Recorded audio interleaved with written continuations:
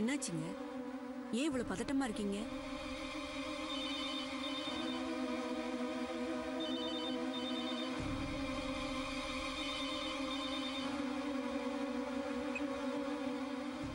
Hello. Hello uncle, நான் சந்தியா பேசுறேன். சொல்லுமா. அங்கிள், நீங்க தானே எனக்கு ஃபோன் பண்ணி கோயம்புத்தூருக்கு போன வேலை தான் நடக்கலையே, எதுக்குமா மகா அங்க இருக்கணும், நீங்க உடனே மகாவை ஃப்ளைட்ல அனுப்பி வைங்கன்னு சொன்னீங்களே, இல்லையா அங்கிள்?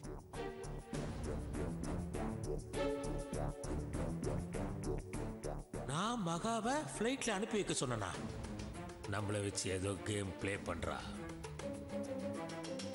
நீங்க என்கிட்ட சொன்ன விஷயத்த மகா கிட்ட சொன்னதுக்கு அப்பா எனக்கு ஃபோன் பண்ணாம திருவுக்கு எப்படி ஃபோன் பண்ணிருப்பாருன்னு கேட்டா அவ இத நம்ப மாட்டேங்கிறா அங்கிள்.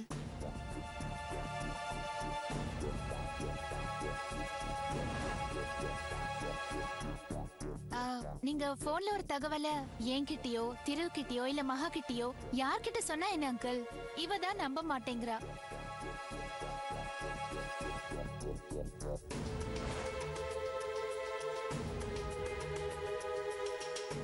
இப்போ எந்த ஃப்ளைட் இருக்கோ அந்த ஃப்ளைட்ல நாங்க மகாவை அனுப்பி வைக்கிறோம். ஃப்ளைட் ஏறினதுல இருந்து 2 மணி நேரம் தான் அங்கிள் டிராவல். டான வீட்ல இருப்பா. சரியா அங்கிள்? இருங்க, மகா கிட்ட பேசுங்க. அங்கிள். சொல்லுங்கப்பா. சாரி மகா, எனக்கு என்ன நடக்குதுன்னு ஒண்ணுமே புரிய மாட்டேங்குதுமா. மன்னிச்சிருமா. பரவாயில்லப்பா, நான் வரேன். சேகரன் அங்கிள் கூட நான் போன்ல பேசினதுக்கு அப்புறம் தான் மகாவுக்கு நான் சொன்னது உண்மைன்னு தெரிஞ்சிருக்கு. மகா, சீக்கிரம் உன் லக்கேஜ் எல்லாத்தையும் பேக் பண்ணிடு. இப்பவே ஒரு ஃப்ளைட் இருக்கு, அதுலயே நீ போயிடலாம். குயிக் குயிக் போ மகா, போ மகா, போ, கிளம்பு.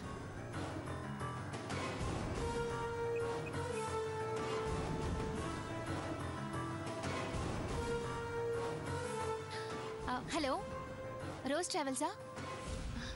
நான் சந்தியா பேசுறேன். இப்போ உடனே கோயம்புத்தூர்ல இருந்து சென்னைக்கு கிளம்புற ஃப்ளைட்ல மகாங்கிற நேம்ல ஒரு டிக்கெட் வேணும். ஆமா, கன்ஃபார்ம் தான். Okay, thank you.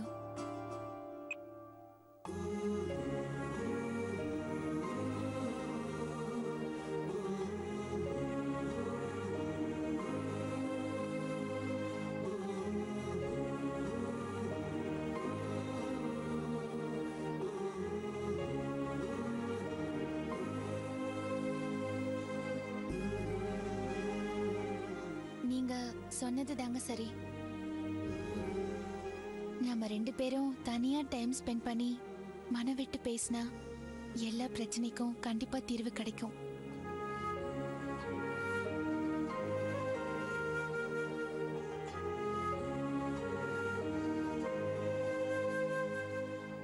கடந்த காலத்துல என்ன நடந்திருந்தாலும் அத நம்மளால மாத்த முடியாது. Past is past.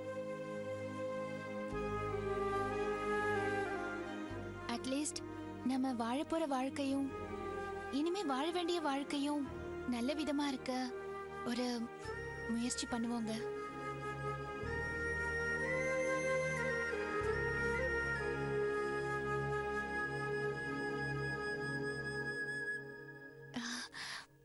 சரி, எனக்கு பசியா இருக்கு, முதல்ல போய் சாப்பிடலாம். அதுக்கு பிறகு மகாவை ஏர்போர்ட்ல டிராப் பண்ணிட்டு நம்ம கோர்ட்டுக்கு போனா நேரம் சரியா இருக்குங்க.